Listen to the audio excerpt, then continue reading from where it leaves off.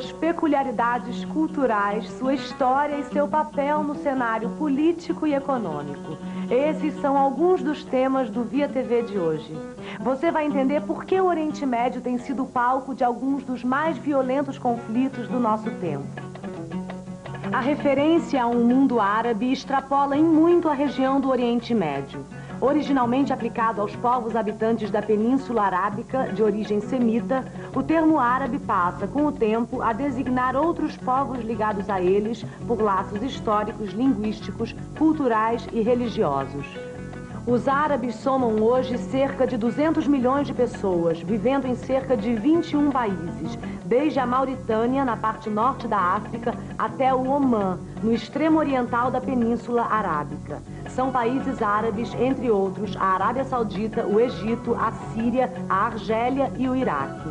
Muita gente acha que árabe e muçulmano são a mesma coisa. Não são. É preciso não confundir a etnia árabe com a religião muçulmana. Nem todo árabe é muçulmano, assim como nem todo muçulmano é árabe. A religião muçulmana, fundada na Arábia, é baseada nos ensinamentos de Maomé e no Corão, o livro sagrado que narra as revelações ditadas por Alá ao seu profeta. Ao longo dos séculos, essa religião ultrapassa as fronteiras do mundo árabe, atingindo boa parte da África Negra, o Irã, o Afeganistão e chega até o Sudeste Asiático, passando pela Índia, Paquistão e Filipinas. Há também populações muçulmanas em várias regiões da Europa. A comunidade dos fiéis muçulmanos refere-se a si mesma usando a palavra árabe Islã, que significa literalmente render-se. O islamita é aquele que rendeu-se à vontade e aos mandamentos de Alá, o Todo-Poderoso. A sociedade islâmica ideal é teocrática no sentido de que entende que o dever de todo muçulmano é estabelecer o governo de Alá na terra. O islamismo, com cerca de 1 bilhão de fiéis, é hoje a maior religião do mundo. Aqui, religião e Estado não se misturam, pelo menos na teoria. Como é ser mulher num país muçulmano e machista? Não há uma só resposta. Desde a fundação da República Turca na década de 20, os direitos são iguais. Mas na prática, a teoria é outra. Nas pequenas cidades, elas trabalham duro. São elas e só elas que tecem os tapetes famosos mundo afora. Atenção, paciência, olhos afiados e destreza nas mãos. Atributos femininos explorados à exaustão. Não existe separação entre Estado e religião para os muçulmanos. Todas as esferas da vida social, espiritual e política formam uma unidade indissolúvel baseada nos valores do Islã. Nos países islâmicos, as leis que regem todos os aspectos da vida, da alimentação ao casamento, se originam da revelação divina encontrada no Corão. Esse sistema de leis se chama a Sharia, onde as verdades de Alá não podem ser mudadas. O Islã conheceu uma idade de ouro entre os séculos 7 e 12, quando seus cientistas e filósofos superavam largamente seus equivalentes europeus.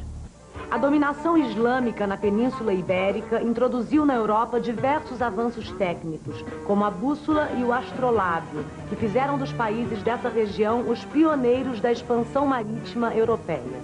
A introdução da álgebra e dos números arábicos foi fundamental para o avanço técnico ocidental.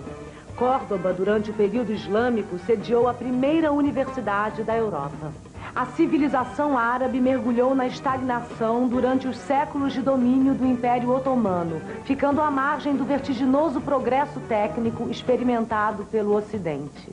Os argelinos conquistaram a independência depois de uma guerra sangrenta de 6 anos contra os franceses. Os militares, heróis da luta anticolonial, nunca se afastaram da política. A partir do fim da década de 60, a Frente de Libertação Nacional se aproxima da esfera soviética, mas procura manter uma posição de não alinhamento. Em 88, uma semana de protestos contra a decadência econômica termina com centenas de mortos e milhares de feridos. Entre as vítimas, o sistema de partido único. Em 89, a Constituição é revisada e introduz o multipartidarismo.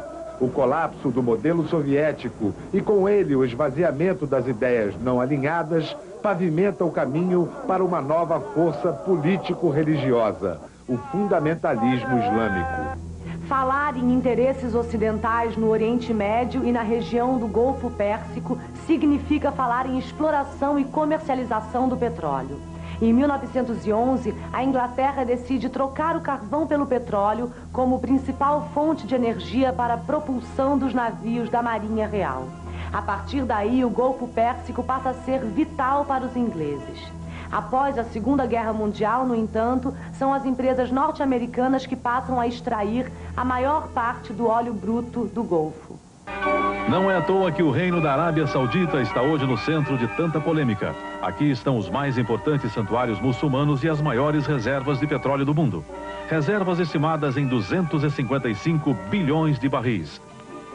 Com isso, os sauditas serão os maiores exportadores de petróleo nos próximos 129 anos. Somente esta fortuna incalculável foi capaz de transformar o deserto em cidades modernas como Jeddah, a capital administrativa, e Riad, a capital real.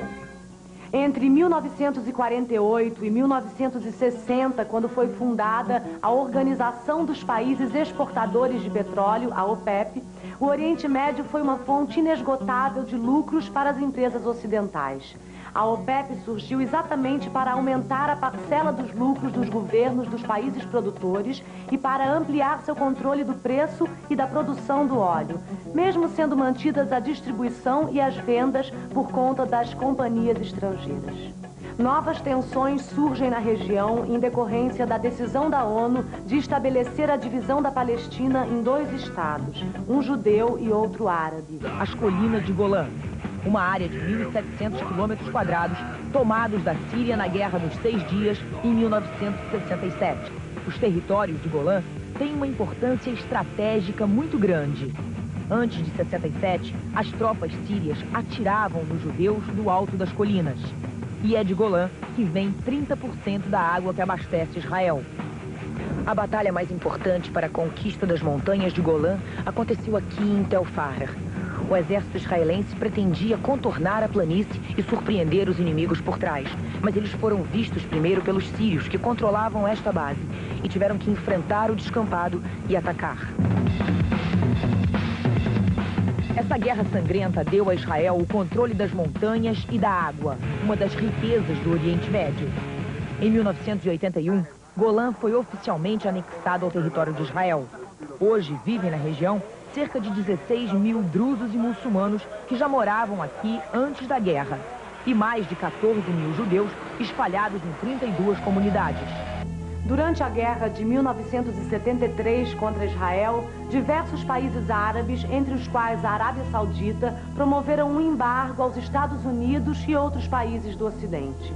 O embargo não funcionou, mas fez os Estados Unidos perceberem que era preciso passar a estabelecer negociações bilaterais com os governos dos países do Golfo e intervir diretamente nas conversações entre árabes e judeus, de forma a reduzir tensões e assegurar o fluxo constante do petróleo. A Revolução Islâmica nasceu do fanatismo e da força espiritual deste homem, o Ayatollah Khomeini. Ele era um dos líderes religiosos do Irã quando o país chegou a ser o 2º maior produtor de petróleo do mundo, governado pelo Shah Reza Pahlavi. O Shah queria modernizar o país, distribuir as terras da igreja muçulmana e manter uma boa relação com os Estados Unidos. Os americanos adotam a estratégia de partilhar o domínio da região com as 2 maiores forças do Golfo, o Irã e a Arábia Saudita. Este projeto desmorona em 1979, quando o regime do Shah Reza Pahlavi no Irã foi posto abaixo por uma revolução islâmica liderada por religiosos xiitas fundamentalistas. Em fevereiro de 79, o Ayatollah voltou para o Irã e foi recebido por 2 milhões de pessoas em delírio. Com a promessa de oferecer o paraíso depois da morte, ele arrastou milhares de seguidores e 12 dias depois anunciou que o Irã tinha se transformado numa república islâmica. As bebidas alcoólicas estavam proibidas, as rádios não podiam mais tocar músicas ocidentais e as mulheres deveriam voltar a usar o chador, este manto negro que esconde o corpo e parte do rosto. A ascensão do Ayatollah Khomeini ao poder incendiou os xiitas em todo o mundo árabe, em especial no Iraque, onde formavam 55% da população e se encontravam afastados do poder. As diferenças no interior do governo iraquiano sobre como tratar o problema dos xiitas deflagrou uma luta interna que acabou com a subida de Saddam Hussein ao poder absoluto. Um ano depois da Revolução Islâmica, uma surpresa atropelou os planos do Ayatollah. Na luta pelo petróleo, o Iraque invadiu o Irã, abrindo a guerra mais longa dos últimos 100 anos. Khomeini jurou esmagar o líder iraquiano Saddam Hussein. Mas, em julho do ano passado, teve que reconhecer o fracasso e aceitar a proposta de trégua da ONU. Era o fim de uma guerra que deixou um rastro de destruição. Com a guerra, fica impraticável a navegação comercial no Golfo e o Iraque passa a depender dos oleodutos que ligavam o país à Turquia e à Síria. Vitórias iranianas surpreendentes levaram os iraquianos a uma posição defensiva, obrigados a conter o avanço inimigo. Ataques do Irã a navios do Kuwait levam à ocupação do Golfo por navios europeus e americanos, aumentando o isolamento internacional do Irã. Em 18 de julho de 1988, o Ayatollah Khomeini aceita um cessar-fogo proposto pela ONU. A guerra durara 8 longos anos, com um saldo de mais de 1 milhão de mortos. No próximo Via TV dessa série sobre o mundo árabe, você vai ver como foi esse tenso pós-guerra e qual é a situação da região hoje. Fundamentalismo. Todo movimento de massas em que se busca a retomada dos valores fundadores de determinada crença, tal como ocorreu com os xiitas revolucionários do Irã. Para saber mais, leia Saddam Hussein e a Crise do Golfo, de Judith Miller e Laurie Mayer Roy.